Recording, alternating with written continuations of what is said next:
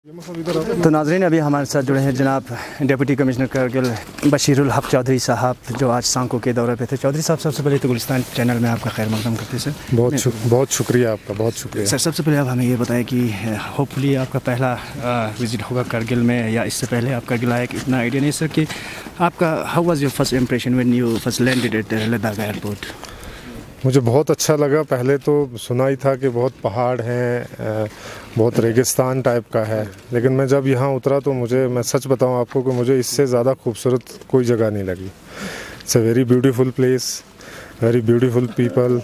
बहुत अच्छा इनका वार्म जेस्चर, वार्म वेलकम करते हैं बहुत जगहों पे। मुझे बहुत अच्छा लगा और मैं चाहता हूँ कि यहाँ पे मैं अच्छे से सर्व करूँ लोगों की जितनी भी ज़रूरियात हैं जो एक डिप्टी कमिश्नर के ऑफिस से पूरी होती हैं, तो जो डेवलपमेंट से रिलेटेड हों, चाहे सोशल डेवलपमेंट से रिलेटेड हों, एजुकेशन सेक्टर में हों या मेडिकल में हों, तो इंशाल्लाह मैं कोशिश करूँगा कि वो सब पूरी करें। सर, आपने बताया गया कि आप भी हिल एरिया से हो, कल के डिस्कशन में बताया गया कि तो थोड़ा डिफरेंसेस आपको तो काफ़ी लगेंगे इनमें। तो मेरा क्वेश्चन ये होगा कि सर, हिल एरियाज़ में आपको सर्व करने का आपको खुदा ने तौफीक की, तो आपकी टॉप प्रायोरिटीज़ क्या रहेगी सर डिस्ट्रिक्ट में? तो मेरी प्रायोरिटीज़ जो हैं वो 2-3 रहती हैं। एक तो ये रहती है कि कनेक्टिविटी जो है वो हर जगह होनी चाहिए, क्योंकि कनेक्टिविटी जो है वही सारी चीज़ों को आसान करती है, चाहे वो टेलीफोन की हो, चाहे वो रोड की हो, चाहे वो ट्रांसपोर्ट की हो, किसी भी किस्म की हो। दूसरी जो सबसे बड़ी प्रायोरिटी मेरी है वो एजुकेशन है, बिकॉज़ एजुकेशन एक ऐसी चीज़ है कि जो हमारी सोसाइटी को आने वाले वक्त में जो है वो डॉक्टर प्रोवाइड करेगी, इंजीनियर प्रोवाइड करेगी, पुलिस ऑफिसर्स प्रोवाइड करेगी, डिप्टी कमिश्नर्स प्रोवाइड करेगी, या जितने भी हमारे बड़े बड़े जो दफ्तर्स हैं उनमें जो है वो सर्विसेज अपनी प्रोवाइड करेंगे। तो एजुकेशन जो है वो मेरी प्रायोरिटी है, और उसके साथ साथ ही जो है हेल्थ मेरी प्रायोरिटी है, बिकॉज़ अगर हेल्दी रहेगा आदमी तो वो एक हमारे लिए रिसोर्स बनेगा। वो रिसोर्स बनेगा तो वो ज़्यादा से ज़्यादा जो है अपने कैपेबिलिटी के हिसाब से या कैपेसिटी के हिसाब से ज़्यादा काम करेगा, और ज़्यादा से ज़्यादा काम करेगा तो हमारे लिए जो एक ह्यूमन पॉपुलेशन है उसको हम रिसोर्स में बदलने की कोशिश कर सकेंगे। तो हेल्थ जो है वो सेकंड प्रायोरिटी है। बाकी दूसरी सबसे बड़ी मेरी प्रायोरिटी ये है कि मैं यहाँ पे पब्लिक के साथ ज़्यादा से ज़्यादा इंटरेक्ट करूँ, ज़्यादा से ज़्यादा आउटरीच हो मेरी, और मैं ज़्यादा से ज़्यादा जो है वो पब्लिक को अवेलेबल रहूँ 24/7। मेरे दरबार हमेशा खुले हैं, चाहे वो मेरा घर हो चाहे दफ्तर हो। तो इसमें ऐसी कोई वो नहीं है कि भाई अब डीसी साहब जो हैं वो 4 बज गए तो अब डीसी साहब से कोई मिल नहीं सकता, ऐसा कुछ नहीं है।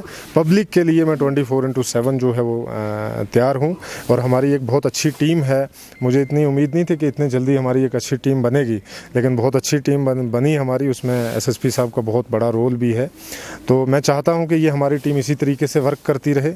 और दूसरी मैं सबसे बड़ी बात ये बताऊँ कि मैंने ऐसा अच्छा CHC नहीं देखा था, क्योंकि हमने बहुत सारी जगहों पे देखा भी है, बहुत स्टेट के बहुत में, लेकिन इतना हाइजीन के लेवल से इतना अच्छा, पेशेंट की केयर के हिसाब से इतनी अच्छी सर्विसेज, और सबसे अच्छी बात यह है कि स्टाफ बहुत डेडिकेटेड है।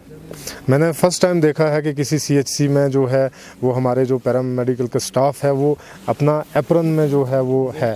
नॉर्मली जो है हम देखते नहीं हैं, कोई कहीं से भाग रहा होता है, मतलब वो रिकॉग्नाइज होना ही नहीं चाहता है कि मैं हेल्थ से जुड़ा हूं या मेडिकल से जुड़ा हूं। लेकिन मुझे बड़ी अच्छी बात लगी कि हर आदमी जो है वो अपने आप में इंडिकेशन दे रहा है कि मैं हेल्थ का वर्कर हूँ, मैं यहाँ काम कर रहा हूँ, और बहुत डेडिकेशन से कर रहे हैं। तो इंशाल्लाह मैं जितनी यहाँ पे जो छोटी मोटी रिपेयर्स हैं या मशीन्स हैं वो इंशाल्लाह जल्द से जल्द जो है वो प्रोवाइड करने की कोशिश करेंगे। डिमांड आ रहा था कि सर CHC सांको ही नहीं, तमाम डिस्ट्रिक्ट की मैं बात कर रहा हूँ सर, CHC को सोलर पावर की ज़रूरत है, क्योंकि इलेक्ट्रिसिटी जो है ऑलमोस्ट बिल्कुल फेल है सर। मैं इसमें प्लान कर रहा हूँ। इस बार तो हमारी इलेक्ट्रिसिटी की जो कमी इसलिए हुई क्योंकि हमारा पानी का बहाव कम था, लेकिन इस बार इंशाल्लाह पानी हमारा ज़्यादा होगा तो इलेक्ट्रिसिटी की जो प्रोडक्शन है वो बढ़ेगी, उसमें कोई दिक्कत नहीं होगी हमें।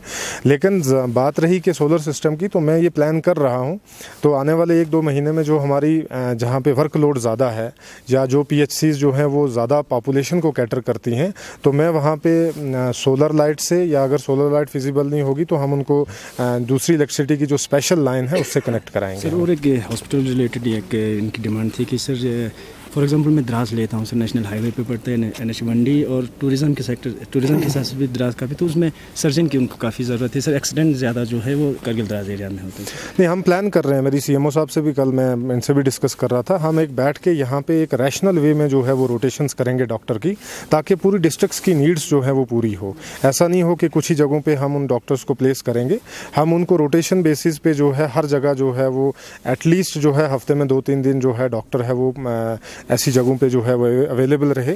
और दूसरी बात यह है, जैसे आपने जिक्र किया कि एक्सीडेंट होते हैं, सर्जन की ज़रूरत होती है, तो हमारे डिस्ट्रिक्ट हॉस्पिटल में एक इमरजेंसी टीम जो है वो ऑलरेडी तैयार है।